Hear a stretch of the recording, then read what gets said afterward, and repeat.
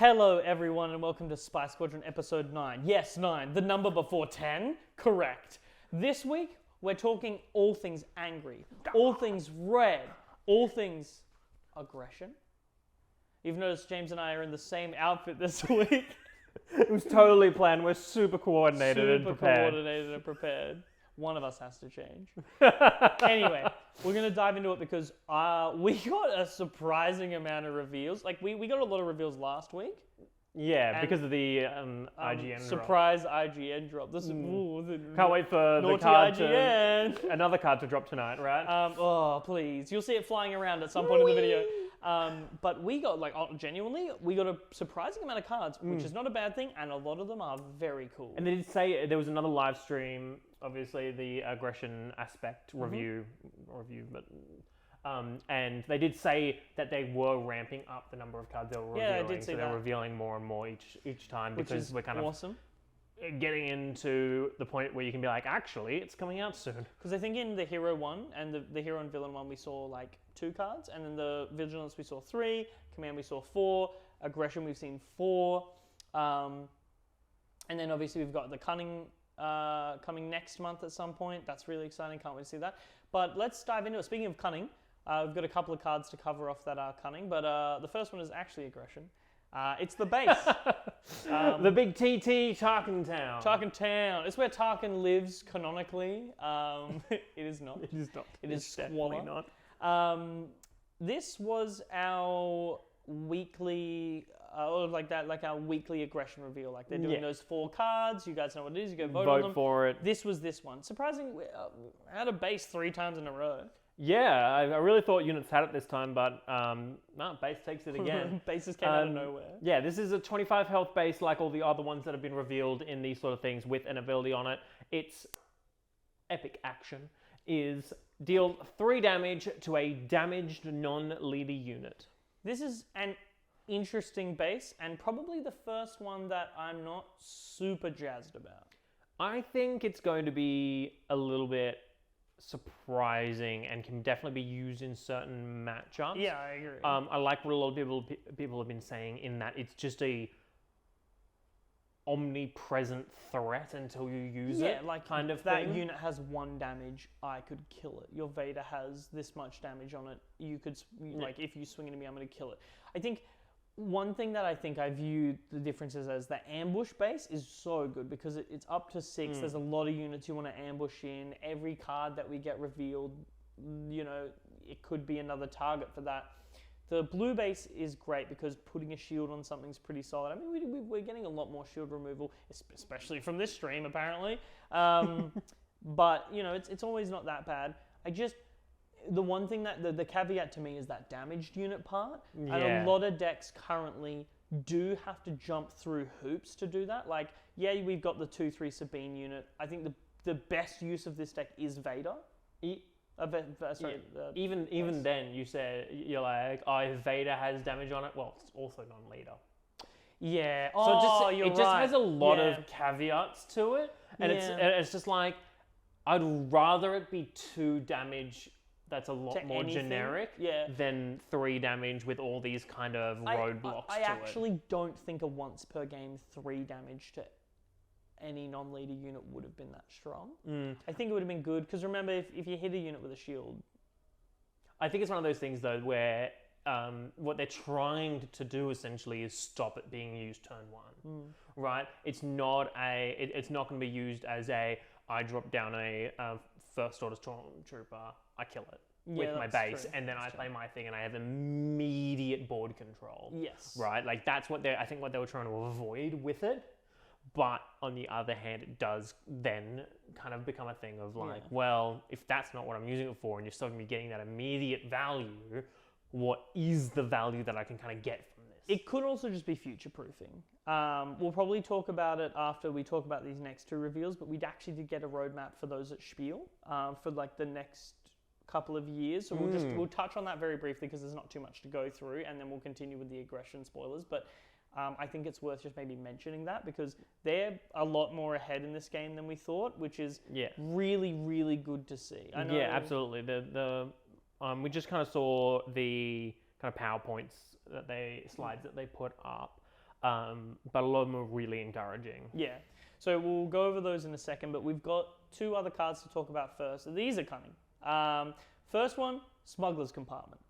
So 1 cost cunning, neutral cunning upgrade. It has to be equipped to a vehicle.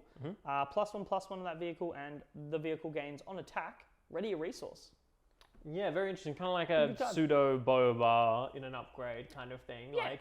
Like, it's specific on the sense that it has to be put on an upgrade. And I think put it on a vehicle, you mean? Put it on a vehicle. My bad. I'm getting all the things confused today. And it's interesting to think about, right? Because a lot of the vehicles we have in Hero are low to the ground. A lot of the vehicles we currently have, I should say, in Villain are really high end.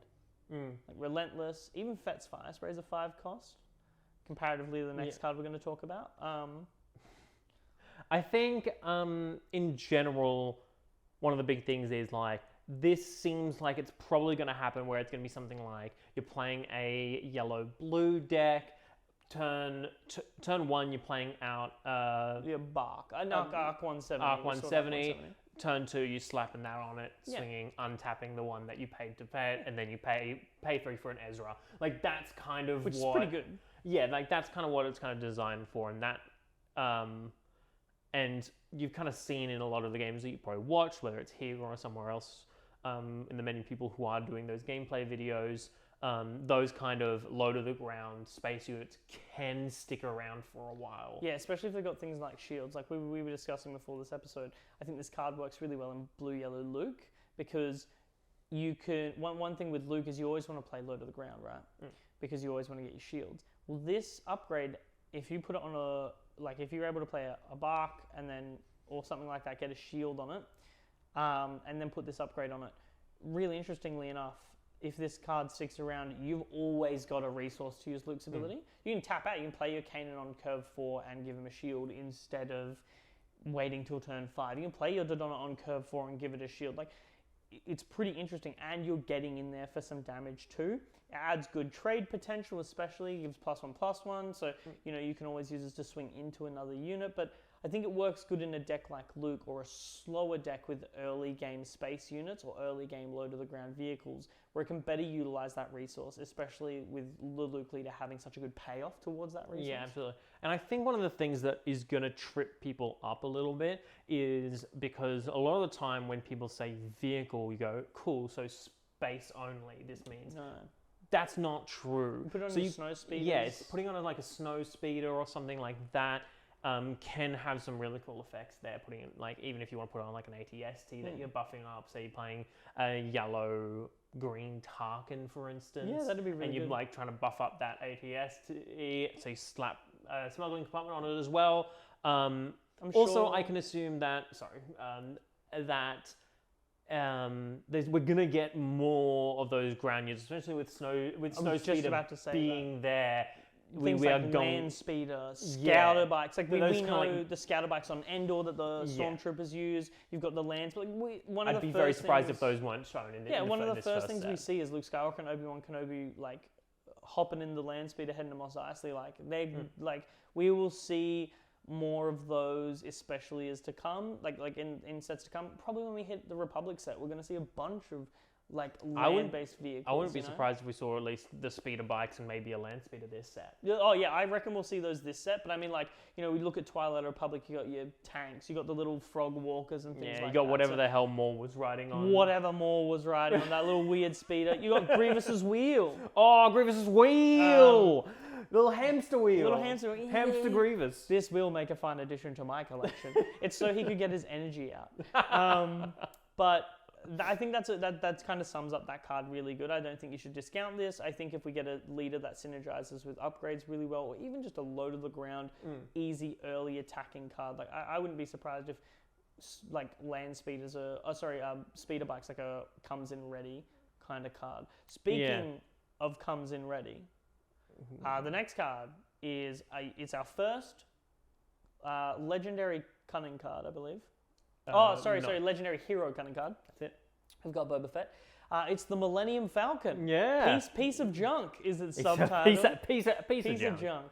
Piece of absolute trash. And this card is amazing. Yeah, it is a 3 cost, 3/4. Love that stat line. Yeah. Um, That's the classic yellow 3-cost stat line, isn't it? Your Ezra, your Falcon. Very interesting ability. Yeah. So it comes in ready. It just that's- has that as a general thing. It will always Yeah. come in So play ready. not like Fet's Fire Spray where you have to have a Bobo or a Django.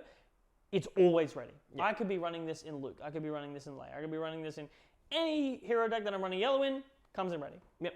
But there's a little bit of caveat to that. Yes. And that is, it is both a plus side and a downside. It is, so at the end of your upkeep phase, A refresh phase or something, whatever it's I called. believe it's called upkeep. Is it? Mm-hmm. Okay, cool. I believe. At the end of your upkeep phase, after you've untapped all of your energy and units, you pay 1 or return it to your hand. This is really good, I think. I feel it's really interesting, and I think looking at this card and going, this is bad versus this is good, is really what separates skill barriers. Because I look at this card and I go, this is really cool because either I can pay 1 and get my body that I want to stick around, stay around. If you swing the Falcon into something on the turn it comes in and it takes damage, you can bounce it to your hand, it's fully healed. Yep. You can play it again next round. It swing comes again. in ready again. So Or you can just pay 1 and have it stick have it around. stick around. This is especially strong with the Han Solo leader. That Fittingly was, enough. which is obviously designed that way because so the upkeep is at the end of your turn, and the Han leader says on your next action phase, so that would be your not at the end of your turn, but your next turn. Yeah. You discard an energy. You destroy an energy. Yeah. So in this way, at the end of your turn, you play it. So you've used Han's ability. Turn 1, 2 energy. Put another one down with Han's ability. Yep. Tap 3, play the Falcon. Play the Falcon. And your upkeep, you untap everything. You tap 1 to keep the Falcon around. And then on your next action phase, you destroy that energy that you've resource. tapped. Yeah. And then... So you don't lose anything. So, the Falcon sticks around, which is great because a 3/4 space body that aggressive is amazing. One interesting thing you can do, like Fet's Fire Spray, is if you have 2 of them and you have enough resources, you can play 1, play another, and swing. This it can be done in a way more effective manner with this because it only costs 3. Like you can get turns where your opponent claims, and you go sweet, swing Falcon, pay 3, Falcon, swing Falcon, return it back to my hand, or just pay 1 to keep it there. Like getting that because it's a unique unit, so you'll have to destroy one of the Falcons, but in a deck where you want to be so aggressive with that, I think that's such a good play. And even so, because you draw 2 before you untap as well, so you'll draw 2, and you can go, well, I want to keep these. I would rather resource the Falcon. It can come back to you, and you can resource. No, because you have to resource it before you untap.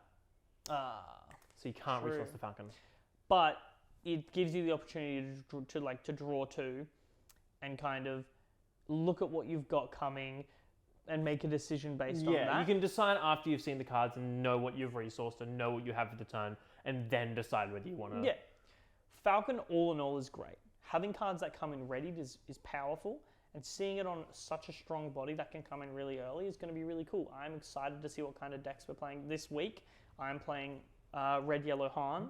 I've tried to make it a pretty aggressive deck, so we'll see how that goes. Tune into that episode.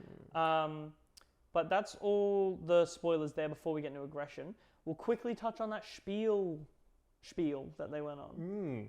Yeah, so again, there was a couple of PowerPoints that were shown. Some really interesting stuff was shown there.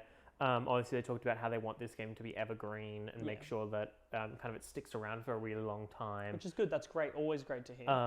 But we also got the release dates for, not the dates, but the months for set 2 and 3, which will be happening in June and November, respectively. I thought it was July and November. Pretty sure it's July and November. March, April, May, June, July. It is July because it's every 4 months. Now, a lot of people were skeptical about this game. And not from the point of that it's a bad game for many reasons, but, like with a lot of things going on in certain other card games, there's always some Look, Connor.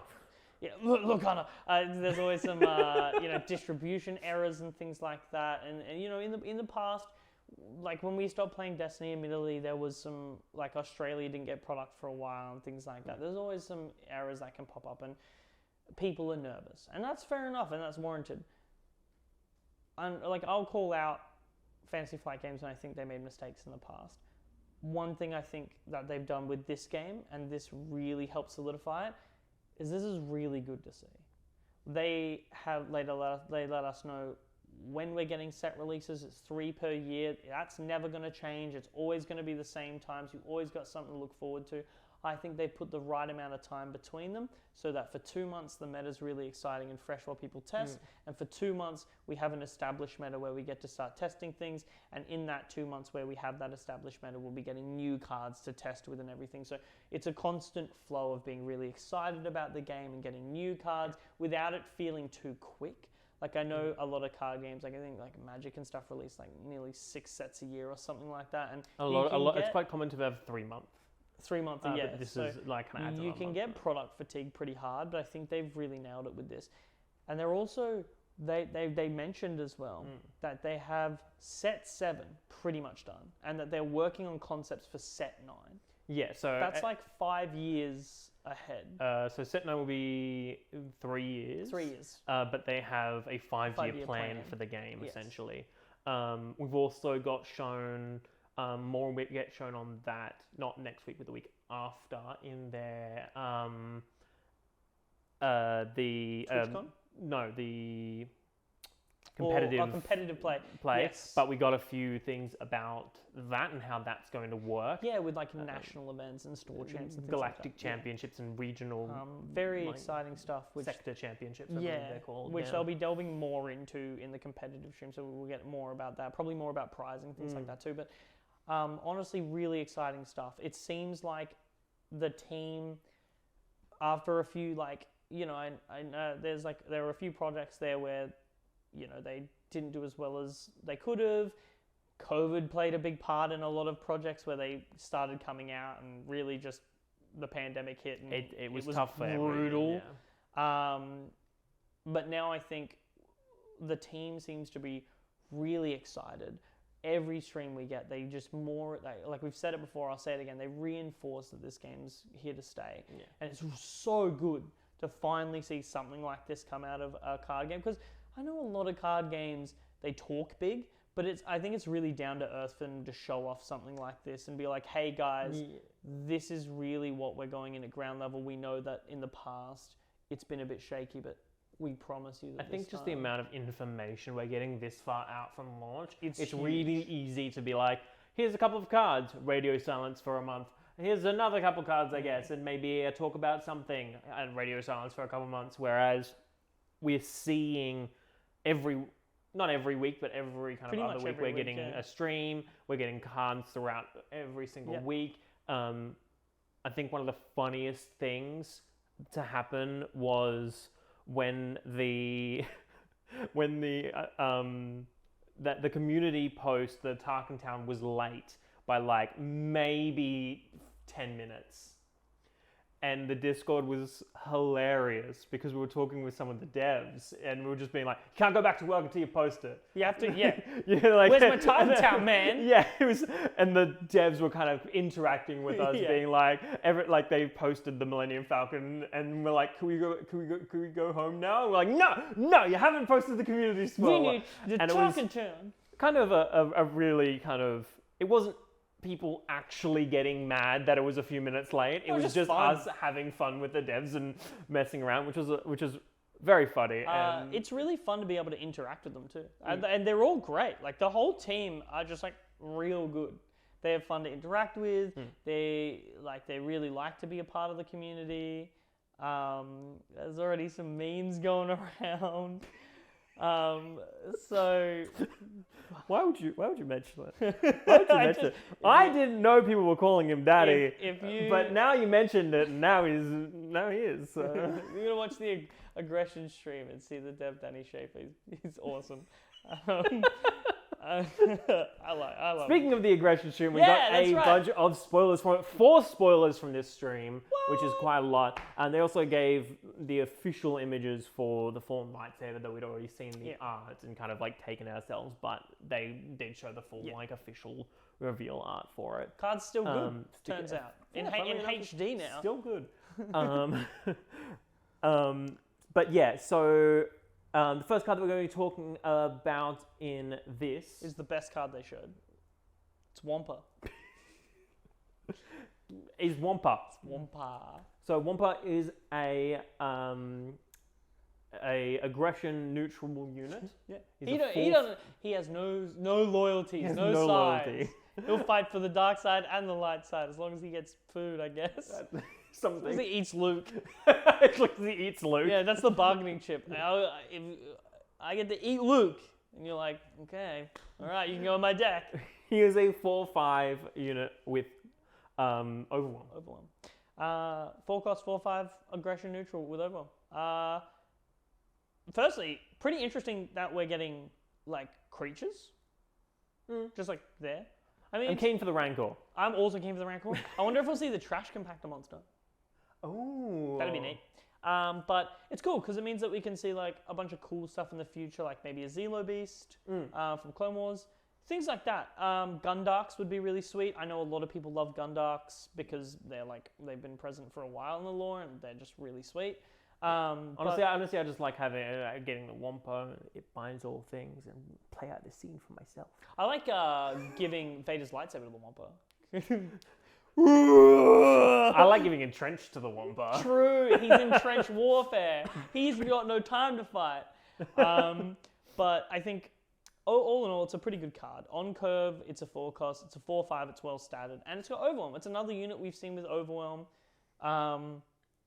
You can ambush this out with the ambush base. Yeah, it's pretty good. I think this is absolutely a card that's like upgrade. A base Upgrade for fodder, upgrades. yeah. It's essentially a decently statted baseline with Overwhelm that you just can slam upgrades on and hit through targets into the base. I think that is what it's designed to be, and it really fits that role really well. If you're running a bunch of upgrades in your deck and you're running red, you want to be chucking this Wampa, and I can't wait to give him blasters. I mean, I joke, but you give him like Fallen Lightsaber, you give him Vader's lightsaber, you give him Entrenched, like his big body, he smack, and like it's all in all, it's solid, and we know that the Overwhelm mechanic works really well with cards like that because of the previous cards we've seen. But it's cool to see a more low to the ground option with Overwhelm because we've seen a 2 cost in the First Legion Snowtrooper, but it's conditional Overwhelm, whereas this is a mid to early game that you can just play out and it just has Overwhelm innately. Yeah. So pretty interesting card.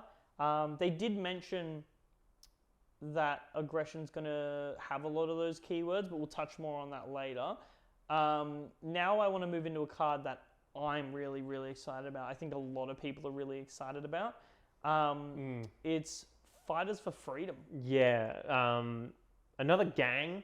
Yeah, just a couple of dudes. Just a couple of dudes hanging Fellas out. in the galaxy. We got the Consular Rugged Security Force. Yeah. We have the Vigilant Honor Guard. Yeah. We have the Rugged Survivors. A lot of blue. Our first red fellas. Just a bunch of dudes Just being dudes. there's They're not 5 dudes as in guys, like dudes as in people. Just like dudes as in galactic fellas. Yeah. There's just like an assortment of characters and alien races in the background and everything. And it's cool because it kind of shows that, like, you know, which one of them is which. It's not. It's all of them. These are rebels. And it's a non-unique unit as well. It's a 3 cost hero aggression.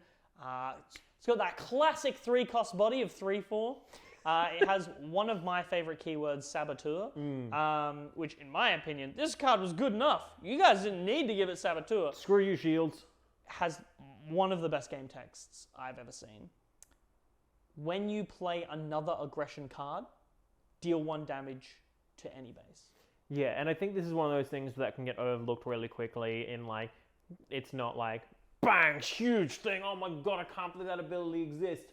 It's just one of those things that's like, oh, awesome, a really consistent way to just get damage on my base unless I can remove that immediately. Now, for those who didn't catch it, it's any other aggression card. Yeah, so it's not like your Laren who says when you play a command unit. This is a aggression card. Open fire, your base takes 1.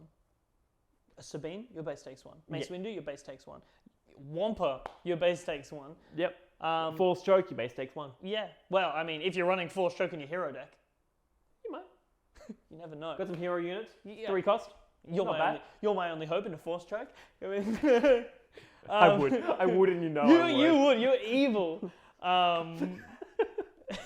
The plagues, the horrible, horrible You're My Only Hope Han Solo deck lists. I've made very many You're My Only Hope deck lists that are Atrocities. absolutely horrible. And every single time I play You're My Only Hope, I say, my grandfather's deck has no bad cards. And pull an absolute banger. But speaking of no bad cards, this card has, in my opinion, in set 1, one of the most relevant keywords. Yeah, Saboteur's really interesting because we kind of got it immediately in that Rebel Pathfinder, but then didn't see any for a while until we saw the Rogue Operative, Which is a house as well. Yeah. Like Rebel Pathfinder is pretty good, and then we saw Rogue Operative followed by this, and that's like both of these cards with Saboteur. It's like, whoa, you ignore Sentinels, you destroy shields when you attack. Like, yeah, you can get straight into base with this. Its passive effect is going to hit the base. Like, it's all aggression. Yeah, absolutely. And I think this is a card that would have been a decent card without Saboteur. Yeah. And with Saboteur, it's just become like it's a real threat, and I feel like we just keep getting more. Like, we have a lot of removal in the game, and a lot of things, but at the end of the day, there are a lot of things that need to be removed, especially in these aggro decks.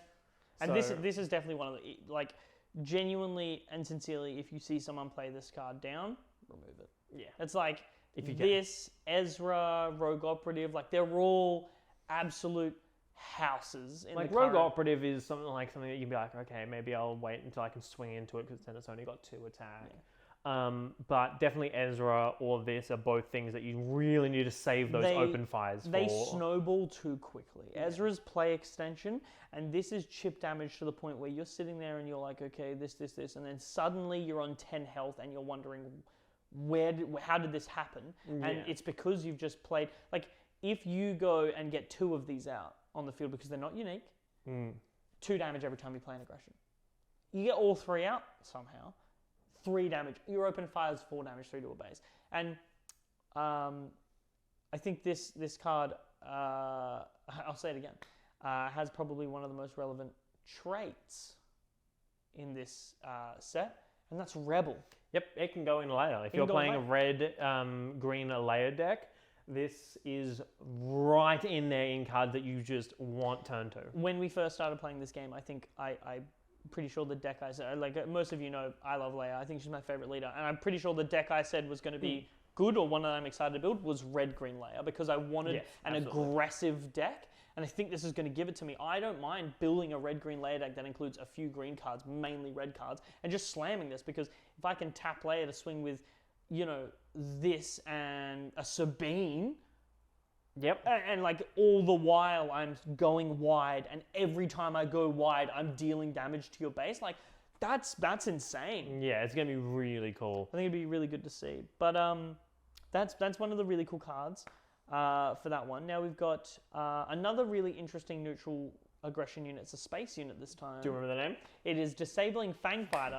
He was forgetting it earlier. I was. We were going to have another Consortium Star Viper moment. I'll never forget that card's name again. Yep. The Disabling Fangfighter is a 3-cost 3/2, which is fairly standard for space. But it's neutral as well. Neutral aggression, yes.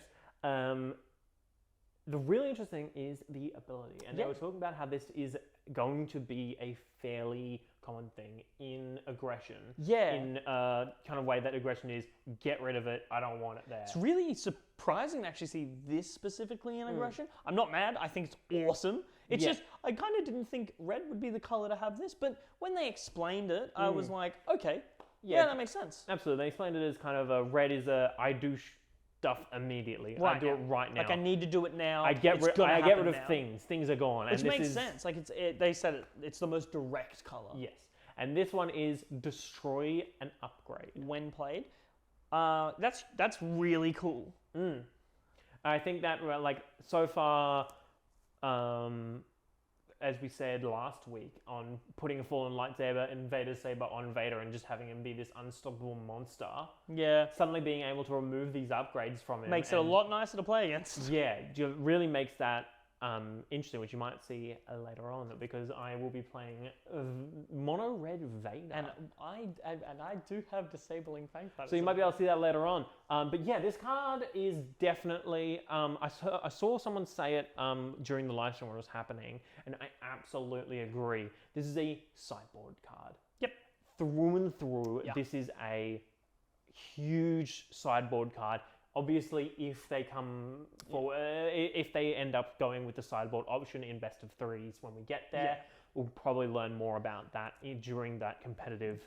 Well, hopefully we do. For those who don't know, just quickly, a sideboard is essentially in a lot of competitive card games. You'll build your deck, then in a lot of cases you'll have a 10 to 15 card kind of side deck or a sideboard where you may include these cards to essentially counter matchups.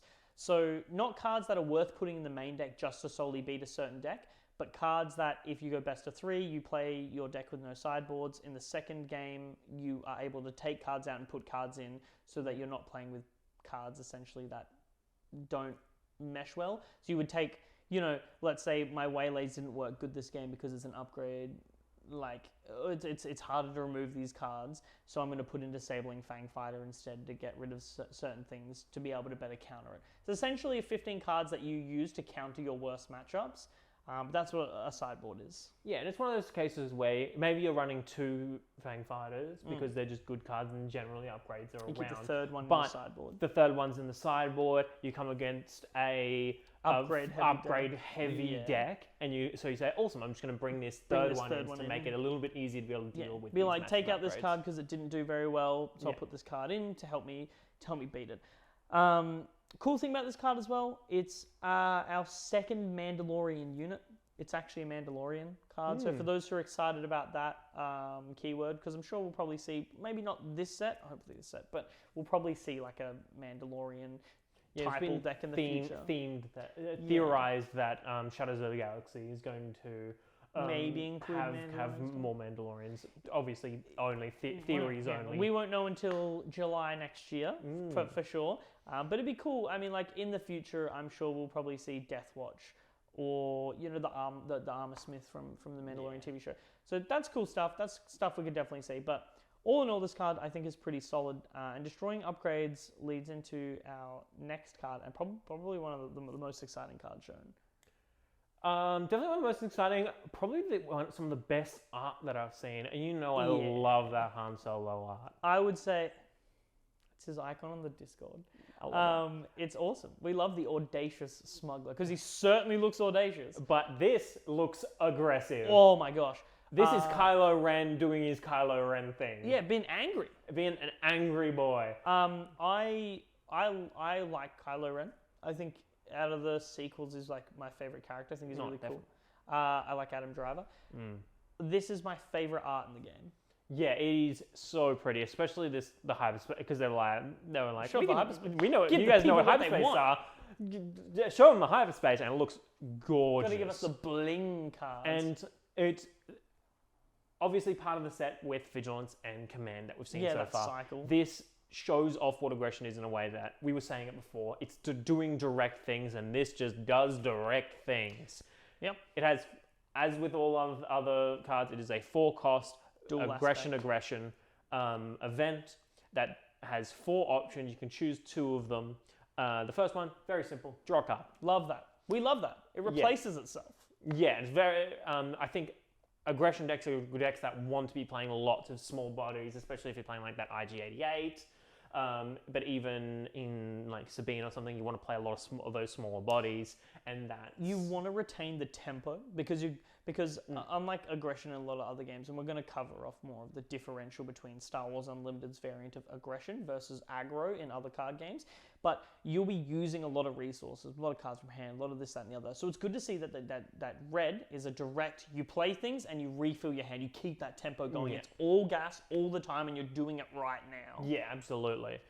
Which is us into the second thing, which is deal 4 damage to a unit. Open fire.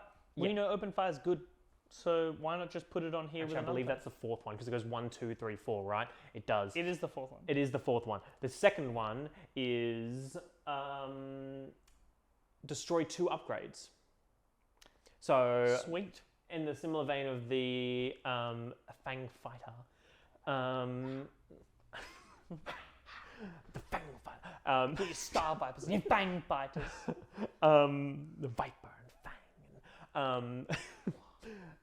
Yeah, destroying 2 upgrades is a really huge thing. We were talking about this beforehand, and I had to double check because I was pretty sure, and I was correct.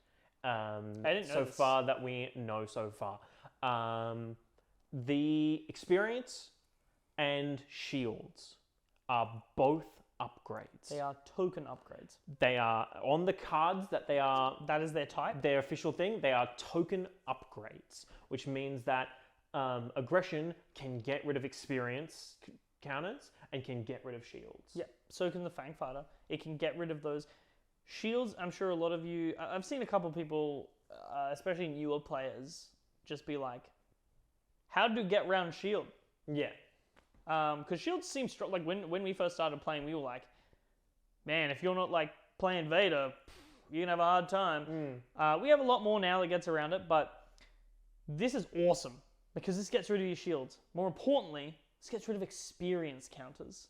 Yeah, I think both of them are very strong kind of candidates. And it's one of those reasons why you would run two of, even if you're not versing those upgrade like card decks. Yeah. Because you come across a Luke, aggression could be remove 2 shields and then deal 4 damage. Yeah, that's why I like Fang Fighters, because if I'm coming up against a Luke deck, I'm paying 3, I'm getting a good trading body, and I'm removing a shield. I'm doing all the things I want to do. It's really interesting to see. One thing I think to not get caught out about is we're all going to have those gorgeous Game Genix acrylics. Yes. I'm so excited. Do note that those, when they are on your opponent's card, although they look like tokens, don't be caught out. You can still remove them. I think that maybe will catch a few people out because they won't see the card there. They'll be like, oh, it has no upgrades on it. It does. The experience and the shield counters do count as tokens, thus you can remove them. I mean, there's no official ruling on it, but it's a token upgrade. I can't see them ruling it differently. Oh, yeah. Like, as soon as I checked out the official cards, and they have upgrade on them, they are stated as upgrades. It's like, if it'd be really weird at that The point actual if they were like, token oh, no. themselves, the ones you get on the back of the base, say token upgrade. So it is an upgrade. So really cool to see that. I think that's super awesome and gives a lot more application to the card. You come up against a Tarkin deck who's just spammed 2 counters onto their Emperor's Royal Guard. Boom. Remove 2 counters, deal 4 damage. Yeah. It's dead. So It's gone. It's essentially existing as a deal 6 damage in that instance. Which is awesome. So there's a really versatile card. Speaking of its versatility, that's not all it has. What? There's more? There is more. So pretty much it has a very similar ability to the Grand Inquisitor, except you don't have to damage your own units. Ready a unit that has 3 power or less. Awesome. It's going to be cool to know that aggression has a lot of that re-readying unit stuff. I, for one, am pretty excited to see that. I wonder if we'll get a unit that attacks and can ready a unit with less power than it. I can't wait to ready my Sabine.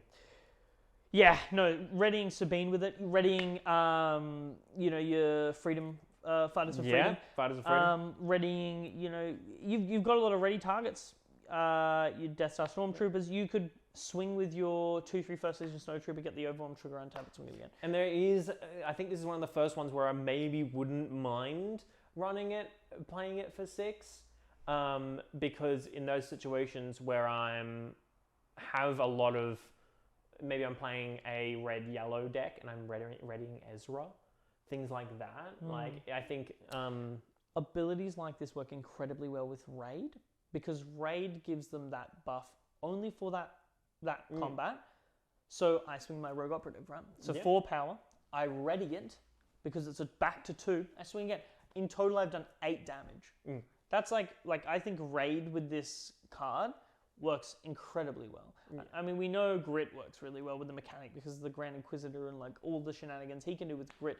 But I actually think raid works so good with the ability to restand your units. Yeah, and we have been told that we're going to be getting more grit and more raid in aggression. Aggression's apparently getting all the keywords. I mean, they said that saboteur. Not the shielded keyword. Not the shield. Don't you forget about the shielded keyword, It still exists. It Check still the quick exists. start Look at the quick start rules. Shielded keyword. It's a thing. They did mention that aggression's going to be seeing a lot of saboteur, overwhelm, and grit respectively. That's going to be big.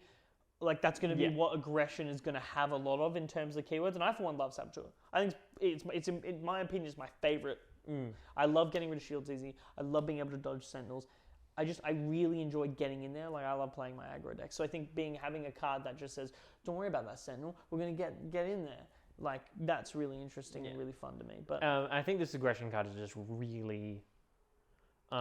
it's good. It's just one of those cards that just works so well for what it wants to do. Yeah. And in an aggro deck, if you're running that mono red deck, all 4 of those things are things that you want and things that you're just like, yes, absolutely, I want these. Like, play this card, draw a card for to refill your hand so you're not losing tempo, kill something, remove upgrade points. You know, all this kind of stuff. You can do so much. You could deal 4 damage to the sentinel and untap the unit to swing, the one you couldn't do with before, or something like that. So there's so much application. It's really good to see that the cycle of these cards is really not letting us down. You know, except for Mill 6. But look, Mill 6. I like Vigilance. One day Mill will be a thing, and Vigilance will is going to be the most. I'm going to lose to Vigilance, and I'm going to sit there and go, I said it was a good card. I didn't like the Mill 6 because it had no application. Now I lose. But I think it's really good to see that the cycle of these 4 cards is great, because we always talk about when we see these cards, do you hamstring yourself by removing another color? And with all the more cards we're seeing, if you watched our last week's video, you got to see it. In our meta predictions, there is a monocolor deck. In every more cards, like more and more cards we get, it seems viable. Play your 2-color decks. Play your monocolor decks. It doesn't matter, because your deck will more than likely be just good if you build it well.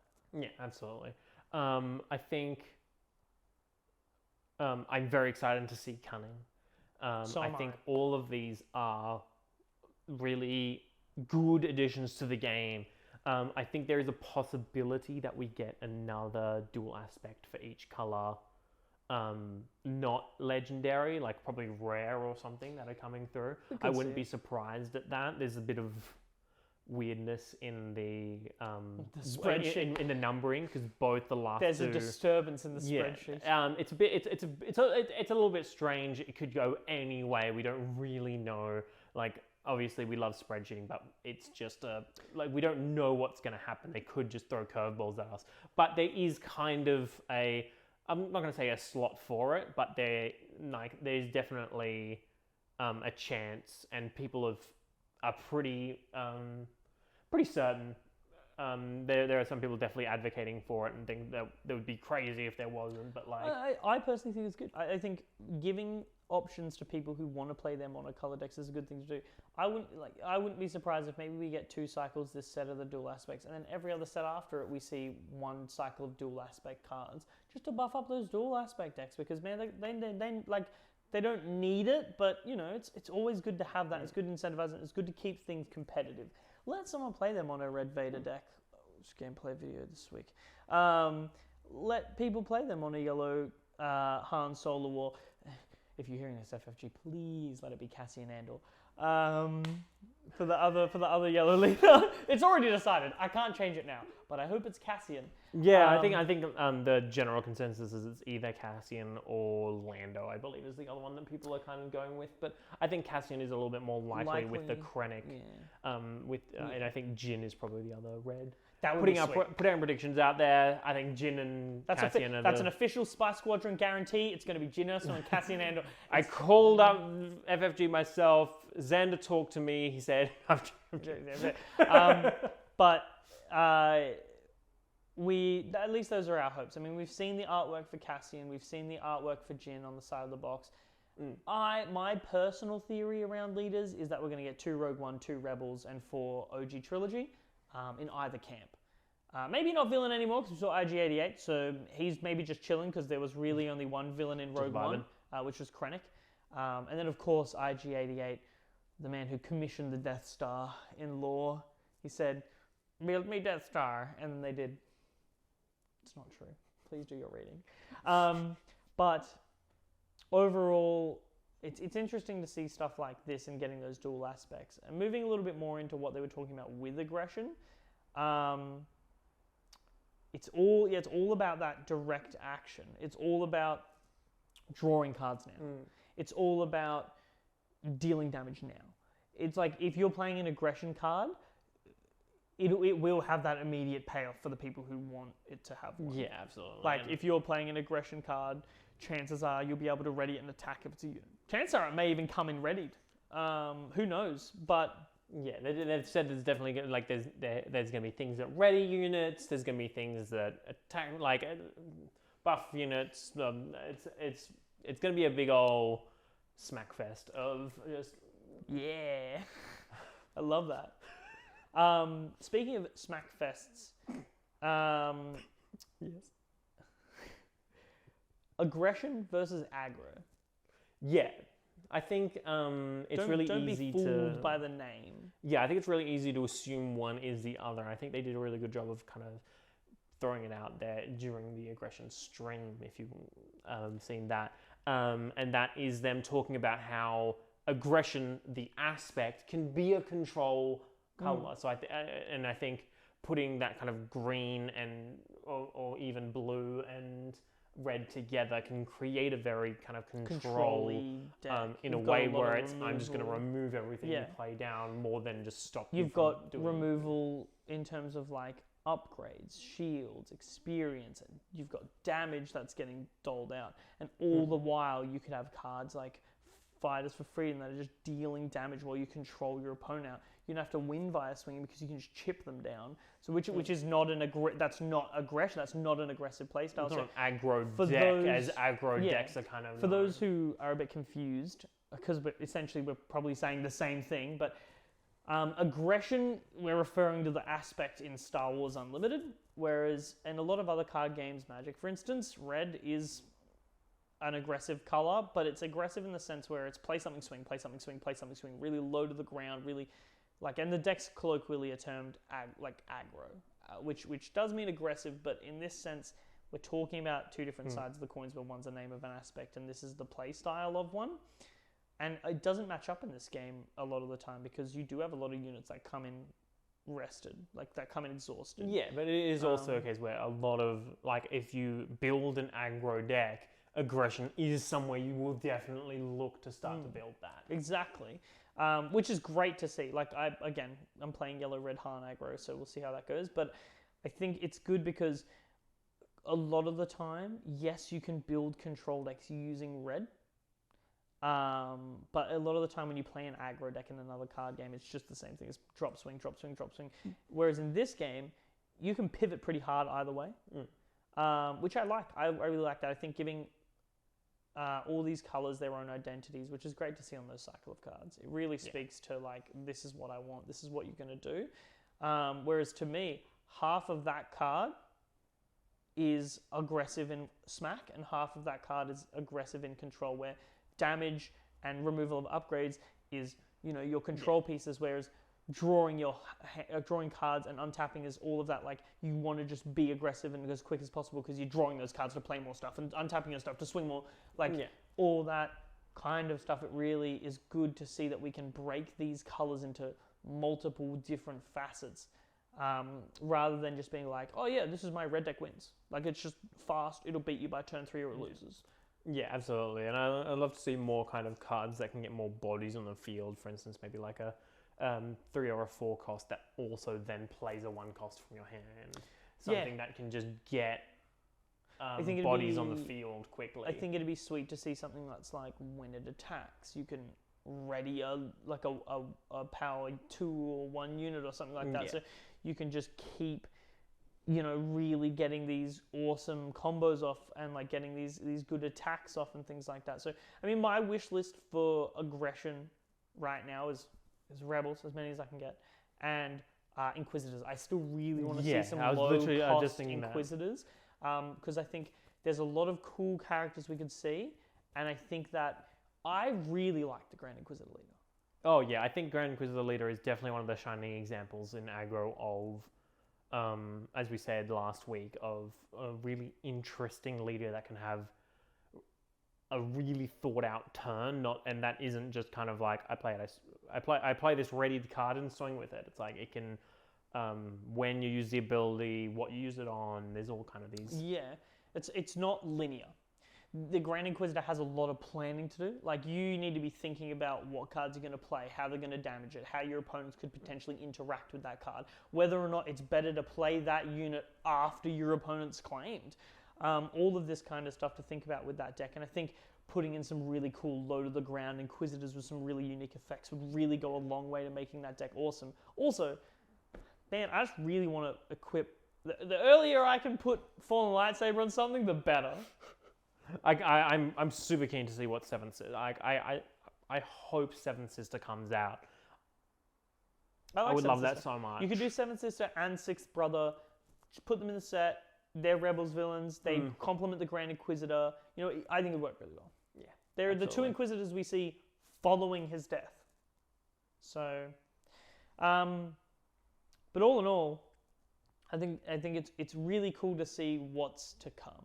Yeah, absolutely. And I think they've done a really good job on this stream particularly in really encapsulating aggression and what it does and what it wants to do and what it kind of... And it's really exciting to see these things because they're things that it felt like aggression was missing before the stream that they now have. Like, there was a thing of like, aggression is Vader and everything else is just kind of, it's kind of working, but not really there. And the kind of things they've added in this stream are like, draw, upgrade, remove, when you're like, okay, here it is. This is what... Because we've kind of seen the direct damage part of it, but other than like that, these kind of other things are like, okay, that's what this was missing that we didn't have. Because obviously, it's really like, as much as it's like we have almost half of the set now. We're getting up there. So it's like, oh, you should know everything, right? It's like, no, we don't. We really don't. It's I can't even begin to fathom what we're gonna get from Cunning. I mean, maybe like bouncing, maybe attacking stuff that may be exhausting, but who knows what the 4th thing could be? Because I did not expect upgrade removal. Yeah, upgrade removal really came out of nowhere, and I think they're going to have another kind of surprise like that with Cunning. And I love things that they're just kind of keeping out of... like out of the limelight. It builds hype. It's awesome to see. Every time we see something like this, the game evolves. Yeah. I can just talk about they played the trailer before the live stream. And I was like, you can't hype me anymore for this game. It's true. Like there's a limit to my hype, and I'm there. Like I'm full hype. Everyone knows about it. I went with a friend to play One Piece on Tuesday just to hang out and play because I'm a big Ace fan. And I found myself talking about Star Wars Unlimited pretty much the whole time. I'm like, man, you know what would make this game really good? Action for action system. You know what would make it even better? Star Wars characters. So I'm like, and a lot of people were like, a new Star Wars TCG? What's this? So, all in all, every time we see a card, the format evolves. Seeing Fighters for Freedom just suddenly made Red Hero like a very real prospect. Yeah. Like, it's insane to see how one card can pivot such like a new format, I guess. And then when the whole set comes out, it's gonna be so much fun to do deep dives and everything. Like, we're planning on doing a lot of varied content when the actual set comes out, in terms of like color reviews, deck techs. Like, you're going to see a lot more from us when we get that kind of stuff, because we love this game. I live and breathe this game already, and it's not even out. Yeah, I agree. I think Wampa just changed my perspective on the entire meta. I was unsure about Star Wars Unlimited, and when they showed Wampa, I went, this is a game for me. This is a game for me. Its trait is creature. Just like me, I'm a creature. I agree, you are a creature. I am. I'm only allowed to leave my cave when we get a new spoiler. So on the quiet weeks, it's tough for me. Alright, that is all we have time for this week, Yes. though. Please check out our gameplay. Yes. As we said, it is going to Please be do. a Han versus Vader What? matchup, which will be certainly interesting to watch. Very We'll see keen. how that goes. But thank you guys very much for watching. Please subscribe if you haven't already. We really appreciate it. But yeah, before we go, we've seen a bit of growth in our channel over the last week or so. Our videos have been getting a lot more views than we expected, a lot quicker than we thought. And we just want to say thank you. Honestly, like, we love making this content. It's so good to know that you guys are watching. I love responding to comments. We both do. Like, when any free chance we get, I'm always checking my phone. As soon as I see a notification for a comment or a subscribe come in, it makes my day so much better. I get to respond to someone, I get to talk to someone. So guys, honestly, leave your comments, talk to us. We're always going to be here to reach out. If you want to play a game with us or in the Discord, shoot us a message. I'm happy to play TTS with you guys. But thank you so much for subscribing. Thank you so much for sticking with us. And if you haven't already, please consider it. Honestly, if you like watching us, it helps us a lot, keeps us motivated, and it also keeps you in the loop for when we get new stuff. But all in all, guys, check out our gameplay. Thank you so much. And we will see you in episode 10 already. Double digits. 10. It's gonna be good. All right. Thank you guys. Enjoy the gameplay video if you go and watch that, and we'll see you next week. Bye.